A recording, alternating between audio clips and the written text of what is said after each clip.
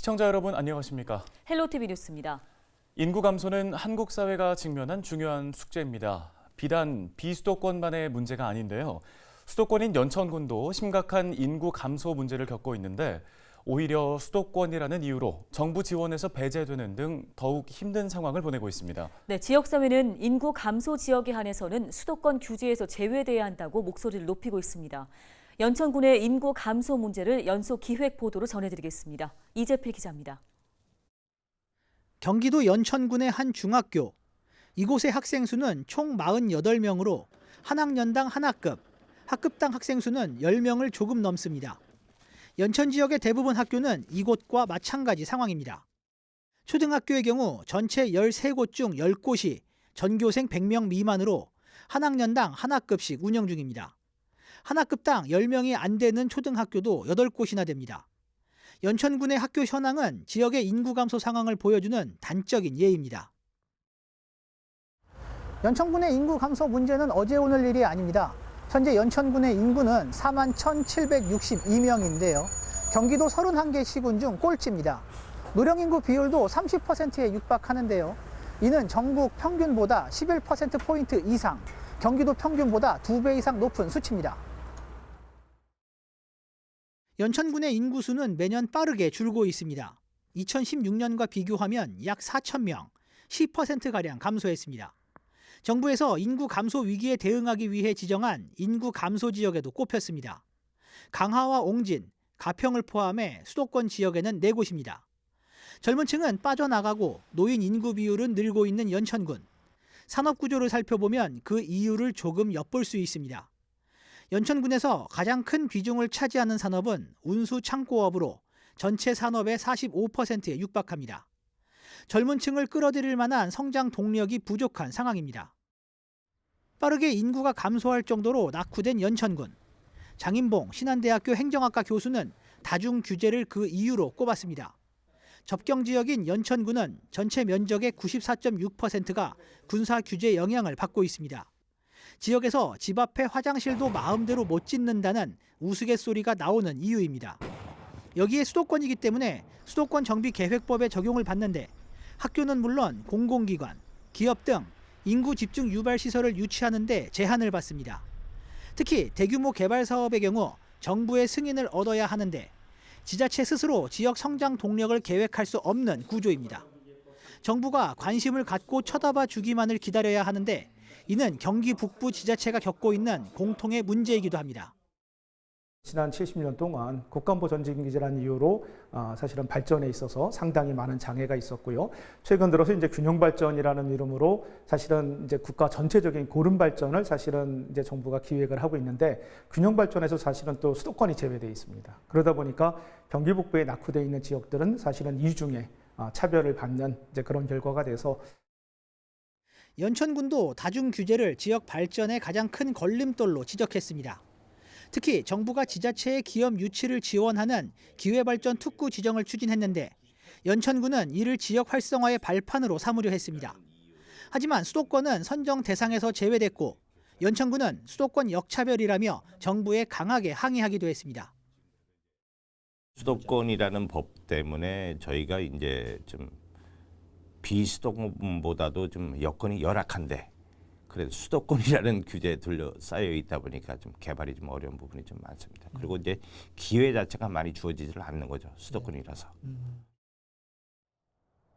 정치권도 이런 다중 규제를 풀기 위해 노력 중입니다. 김성원 국회의원은 수도권 내 인구 감소 지역을 수도권의 범주에서 제외하는 수도권 정비 계획법 개정안을 발의했습니다. 김성원 의원은 40년 전 만들어진 수도권 정비 계획법이 변화된 현재의 상황을 제대로 반영하지 못하고 있다며 개정안 발의 이유를 설명했습니다. 현재 개정안은 상임위에 상정된 상황인데 비수도권을 포함한 여야 국회의원들을 어떻게 설득하느냐가 관건입니다. 우리 국가 안보를 위해서 희생해온 그런 경기 북부 지역에 대해서는 수도권의 그런 범위에서 그렇게 제외하는 것이 맞다 이렇게 인정을 하고 또 지방과 또 우리 접경 지역이 다 함께 공존해서 잘 살 수 있는 그런 방안으로 그렇게 또 응원도 해주시고 또 같이 협력을 하는 그런 분위기까지 올라왔다고 보고 있습니다. 인구 감소 문제는 이제 낯설지 않은 한국 사회가 직면한 핵심 과제입니다. 그리고 그 문제는 수도권이라고 해서 예외는 아닙니다. 헬로티비 뉴스 이재필입니다. 경기 북부 특별자치도가 속도를 내고 있습니다. 경기도는 추진단을 구성해서 이미 운영 중이기도 한데요. 네, 경기도 의회에서도 경기 북부 특별자치도 설립에 발맞추기 위해 특별위원회 구성을 추진하고 있습니다. 특히 이 특위를 통해 속도를 내겠다는 계획입니다. 김소영 기자입니다. 경기도의회가 경기북부 특별자치도 TF를 구성하고 의회 차원의 특별위원회 구성에 나섰습니다. 먼저 지난달 경기북부 도의원 협의회 회장 임상호 의원을 포함해 여야 각 8명씩 모두 16명이 특별위원회 TF로 참여했습니다. TF는 경기북부 특별자치도 설치를 위한 구체적인 계획도 세워놓은 상태입니다. 정당을 초월한 30여 년 전부터 경기도민의 북부도민의 염원인 이번에 꼭 특별자치도가 돼야 된다는 절대절명의 마음을 갖고 우리 경기 북부 의원들이 열심히 뛰고 있다는 말씀을 드리겠습니다.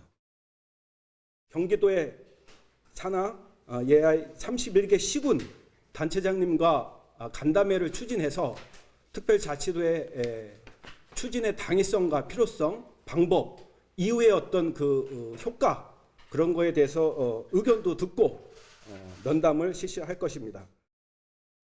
특위가 출범하면 경기북부 특별자치도 설치 추진회와 공론화위원회를 구성하고 경기도와 도내 31개 시군의 인구, 예산 세수, 미군 공여지의 조속한 반환 등을 살펴보고 DMZ 보전 활성화 및 평화 정책 추진, 경기 북부 지역 건설, 도로, 교통 인프라 구축 등 7가지 분야를 세부적으로 검토할 계획입니다. 그동안 주요 사업체의 경기 남부 밀집 현상과 전국 최하위 수준의 경기 북부 재정 자립도 등의 문제점이 많았지만 특별위원회가 없어 의원 활동에 제약이 있었다고 말했습니다. 따라서 특별위원회 구성이 필요하다고 목소리를 높였습니다. 추진단이 아니고 이것이 빨리 그 특위를 구성하고 특위에서 법적 절차 안에서 역할을 해야 되기 때문에 특위 구성이 4월 회기에 반드시 이루어지도록 지금 역할을 하고.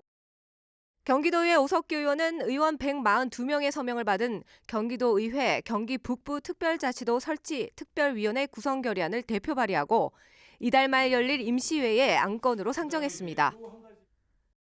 제가 이번에 서명 받을 때도 보면은 남부 의원님들이 과연 내용을 많이 인지하고 계시느냐 그 부분도 많이 중요한 것 같거든요. 그래서 지금 집행부에서 또 연구원에서 그 관련된 연구를 많이 하고 계시는데 특히 차원에서도 일단 어느 정도는 더 내용들이 더 인지가 된 상황에서 서로 도민들이 판단하실 수 있게끔 물론 그 과정은 이제 더 긍정적인 방향으로 가려고 저희가 노력을 하겠죠.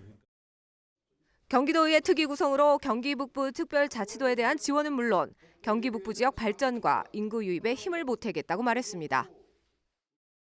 이 20명의 의원들은 무엇보다 가장 중요한 것은 오는 4월 27일 이 특위 구성이 본회의를 통과되어야 가능한 일이라고 강조했습니다. 헬로티비 뉴스 김소영입니다. 다음 소식입니다. 국민의힘 김성원 국회의원이 지난 14일 경기 북부 특별자치도 설치 및 접경지역 경제자유특구 지정에 관한 특별 법안을 대표 발의했습니다. 김 의원이 대표 발의한 특별법은 정부 직할 경기 북부 특별자치도 설치와 출범을 위한 지원위원회 구성, 경기 북부 내 지역 간 균형 발전 등 특례 부여에 대한 내용 등을 담고 있습니다. 또 접경지역 경제자유특구를 지정하는 법적 근거를 마련해 특구 내 기업의 세제, 자금 지원, 기반시설 등 우선 지원을 할 수 있도록 했습니다. 그리고 접경지역 경제자유특구 내 관광산업 육성, 농업, 임업, 축산업, 식품산업 진흥을 위한 지원도 가능하도록 하는 법적 근거를 마련했습니다.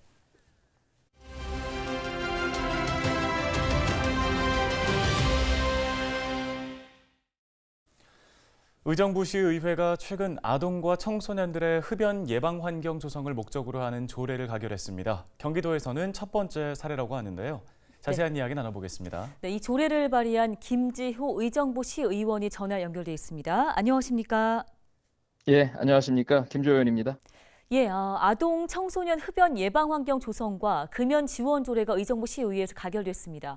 먼저 이번 조례를 통해서 어떤 조치들이 가능해지는 거고 또 기존과 비교했을 때 무엇이 달라지는지 설명 부탁드립니다. 예, 본 조례는 지금 대한민국에서 제4호 조례고요. 그리고 서울 경기권에서도 제1호 조례입니다. 그래서 기존의 대부분의 지자체에서는 뭐 금연구역 지정 및 간접 흡연 피해 방지 관련된 조례들은 굉장히 많이 있습니다. 그래서 뭐 문화 공원이라든가 뭐 학교 반경 50m 내에 뭐 금연구역을 지정할 수는 있는데 지금 특히 이제 아동이나 청소년에 대한 그 대상으로 그 흡연의 예방이나 아니면 간접 흡연에 대한 어떤 그 방지에 대한 구체적인 조례가 없기 때문에 관심을 가지고 조례를 만들게 됐습니다. 네, 2021년 기준으로 봤을 때 청소년 흡연율이 4.5%로 나타나서 그 전년도보다 좀 상승한 걸로 집계됐는데요. 아동 청소년기에 흡연 뭐 안 좋은 건 다들 있겠지만 어느 정도로 악영향을 미치는 겁니까? 특히 청소년 같은 경우는 한 연구 결과에 의하면 15세 흡연을 시작한 경우와 25세 흡연을 시작한 경우에 60세 정도 됐을 때 폐암으로 발병할 수 있는 경우가 15세 청소년기에 흡연을 한 경우에 한 3배 정도 높다는 그런 연구 결과가 나왔거든요. 그만큼 청소년기에 흡연이 나중에 성인이 됐을 때도 더 큰 어떤 위험성에, 건강에 어떤 해를 끼치는 위험성에 노출이 된다는 점 하나랑요. 그리고 흡연의 가장 큰 문제점은 결국 니코틴 중독입니다.